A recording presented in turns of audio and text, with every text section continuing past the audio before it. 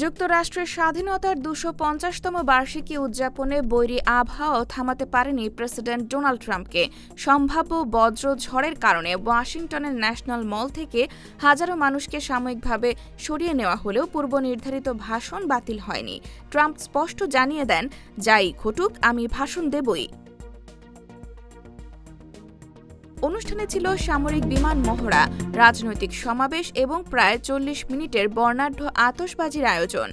প্রচণ্ড গরম ও প্রতিকূল আবহাওয়ার মধ্যেও হাজারো সমর্থকের উপস্থিতি ছিল চোখে পড়ার মতো। ট্রাম্প রসিকতা করে বলেন, তিনি দীর্ঘ ভাষণ দেবেন যাতে প্রমাণ হয় কঠিন পরিস্থিতিও তাকে থামাতে পারে না।